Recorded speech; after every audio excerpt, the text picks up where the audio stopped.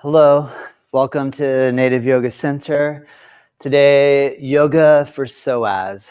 Sometimes low back pain can be when we have too much lumbar lordosis where we curve our spine. It can be because the quad and the psoas muscle is tight, therefore pulling the pelvis forward, which typically if we're standing, or in this case here, I'm demonstrating where my hips are sticking back and the upper body's leaning back, and it creates this big curve and pressure. So what we're going to attempt to do here is lengthen the quad and the psoas muscles, building the ability for the pelvis to be able to make a posterior tilt, which will alleviate some of the pressure in the back. So part of the yoga for back pain component, the strategy is let's try to open up our quads. So what I'm gonna have you do first is come down on your hands and your knees, and we'll do a classic lunge. So what we're gonna start with is right foot forward.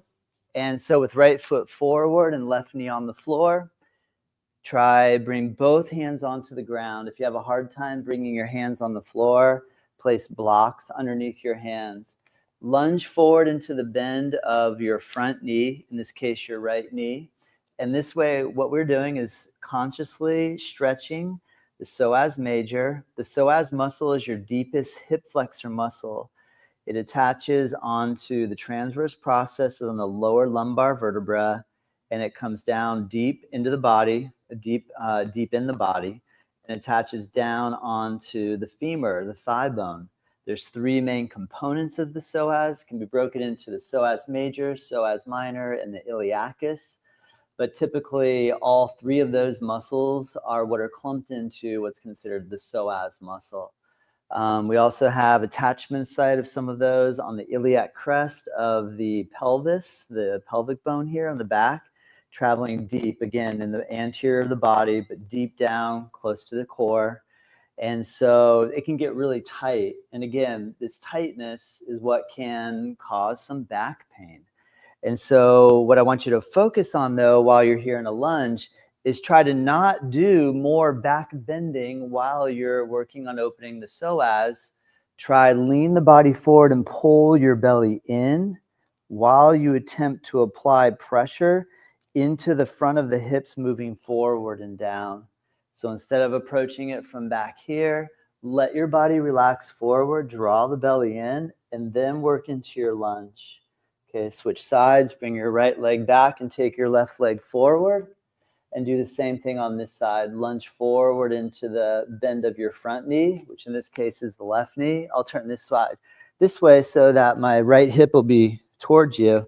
And again, the psoas muscle attaching onto the femur, up onto the transverse processes, as well as the iliac crest. We're gonna drop down and work into opening up the right side of the hip. Remember, avoid doing more back bending while you're approaching this. Work a little more of the organization of engage your abdominal muscles. And as you lean in, we're gonna apply some pressure into the front. Again, we have the intention of keeping the psoas and quad open, so we have ability to have the movement of the pelvis. We can make an adequate amount of posterior tilt so that we can alleviate some of the pressure that builds in the lumbar spine. So as you lunge forward, again, just try to feel the stretch in this part of your hip. See what you can do to figure out how to get pressure into that area. If you have a hard time getting your hands on the floor, one way you can do is to put one arm up on a knee. Remember, you can always put blocks under your hands, and you can use that to help elevate. Or if you really needed two chairs that were really high, you could hold on to some chairs if necessary. All right, and so now the next way that we're going to access stretching the psoas is I'm going to have you release this pose, lie down on your belly. In this case, left arm forward, roll on the left side of your body, bend your right knee. Now what I find, not everybody is able to grab their foot. So you might need to put your right hand on the floor and just land your right foot on the ground behind you. And you can access stretching your psoas and your quadricep by drawing the leg back behind you. This can also be done laying on a massage table and hanging the leg off of the table. But I want to show you ways to do where we use no props or very little props. This way you can access it here now, wherever you're watching. It's approachable and accessible. So if you are able to grab a hold of your foot, what we're going to do is lean the body just a little forward and gently pull your right leg back and feel that stretching sensation happen in your quad and in your psoas. Lengthen the front of your body. Remember to breathe. Inhale and exhale steadily through your nose. Maintain a consistent and even breath rhythm. In doing so, sending the signal to the psoas, it's okay to let go. It's okay to release. Okay, we're going to switch to the other side. So what you'll do is just release the right leg. Come on to your left side body. You can use come on to your right side body. You can use your right arm like a pillow. Remember, bend your left knee and grab your ankle. If you are unable to grab your ankle, place the foot on the floor behind you and just gently lean the leg back. Feel as if you're trying to press your left hip forward while you have the knee behind the hips. If you're able to grab a hold of your foot, ankle, gently kick or pull the leg back, sustain your balance, and focus on your breath. Breathe through your nose. And this way we're consistently or continuously focusing here just on the psoas and the quad today. Naturally, other things are opening up as well. But here, with the intention of alleviating back pain, we can practice a few psoas and quadricep stretches. Good. Okay, so we held both sides for approximately the same amount of time. Let's go ahead and release. And now come up onto your knees. And we'll use one more. We'll keep it simple.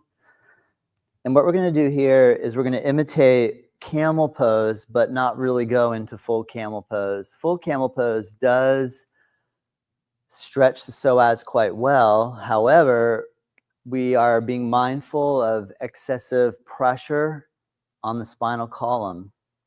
So what I want you to do is take your hands and place them on your waist and hips, and take the front of your low ribs and pull them down and in. In other words, try to tuck your tailbone down like you're tucking your tail through your legs,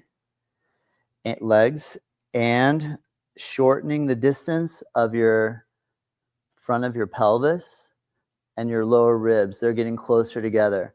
Try hold that, knees about 6 inches apart. So the knees the width of your hips. And push your hips a little forward. Tuck your chin down. And that way, we're not going to really bend the back so much. Now, those of you that have spondylolisthesis and any sort of back bending is out of the picture right now because of the inflammation. You're going to be very cautious that you have no back pain while you do this. And here, what I'm emphasizing is trying to push hips forward. You're going to feel the musculature on the front of your thigh. All the 4 main cords of the quads are going to be strong and long. And access into your psoas muscles, pressing forward, and actively draw your navel in. And then release that. Try one more. Bring your knees and feet together and try the same thing. You'll find most likely you're not able to go as far back, but tighten glute max. Keep the spine long, not bending spine backward, and just try to press your hips forward. It might not even feel like they're going anywhere, but you're going to be able to feel those lines on the front stretch, and start experimenting with just the width of your knees and just taking different widths and pressing your hips forward. Tailbone under, abdomen strong, belly strong whole time. Transverse abdominis real deep, rectus abdominis superficial.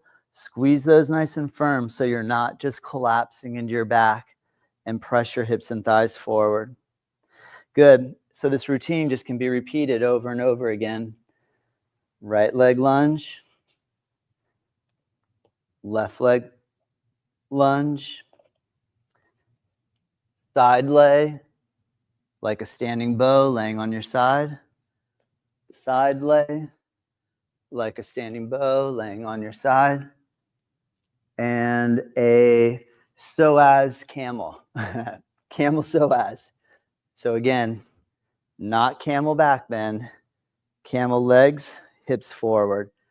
I'm actually going to try to curve forward like a cat pose in my spine and press the hips forward at the same time. All right, try it out. I hope it helps. Remember, work at your own speed. Always exercise caution. If you have pain, these might not be the appropriate poses for you right now in your journey out of pain. So remember, I have a whole host of videos. Check out my playlist, Yoga for Spondylolisthesis, where I show different exercises, ways you can implement, helping this specific back condition. However, anybody with back pain, I believe, can benefit by opening the psoas and maintaining stiff spinal movement so that's not bending too much. All right, have a wonderful day. If you have any questions, send a comment my way and I'll be happily will answer. And check us out on our website, nativeyogacenter.com. Have a wonderful day. Namaste.